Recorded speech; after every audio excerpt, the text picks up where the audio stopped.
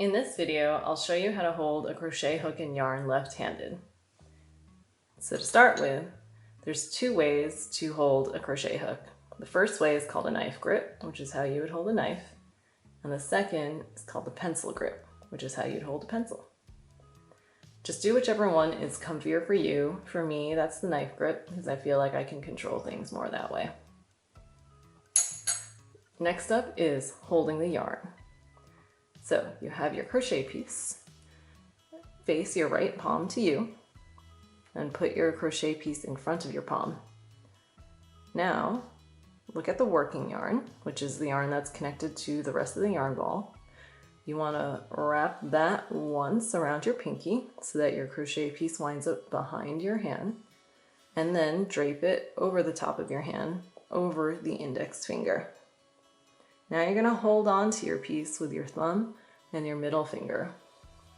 And this might feel a little awkward, but the reason why we do this last step here, where you've draped it over your index finger, is because that is what will control what's called the tension of the yarn, and in particular, the tension of this part of the yarn.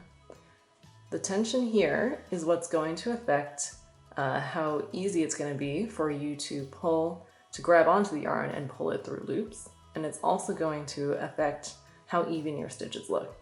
Over time, you want to get used to maintaining what we call an even tension of yarn so that you have a higher chance of making all of your stitches look nice and even. So I'm going to show that to you again at a different angle. Here I have my right palm facing me and my piece in front of my palm. I'm going to wrap it once around my hand, bring the piece up over the back of my hand, and then hold on to it with my thumb and my middle finger. So now, when we put the two things together, I'm going to put my hook into this loop, and you may wonder, how do you know if your loop is the correct direction? Because I could have also put my hook in this way. You want to make sure that your loop looks flat, that it's not twisted. So here you can see it's nice and flat. The other way that you can tell is that you want the working yarn to be the piece of the yarn on this loop that's in front. So as you see, if I pull on this working yarn, this part of the yarn is moving, which means my hook is in the loop the correct way. So just tighten this so that your hook is nestled next to your piece, not so tight that it's like glued to the side of your piece. You still want a little bit of a gap between your hook and the rest of the piece here.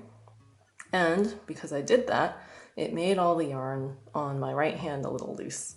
So I could either try to pull on this yarn to make it tighter, but I actually usually just completely redo holding onto it. So again, I guess my other tip would be to try to start this movement close to your piece to maximize the chance that you'll still have a tight enough tension for your working yarn. And now you're in crocheting position.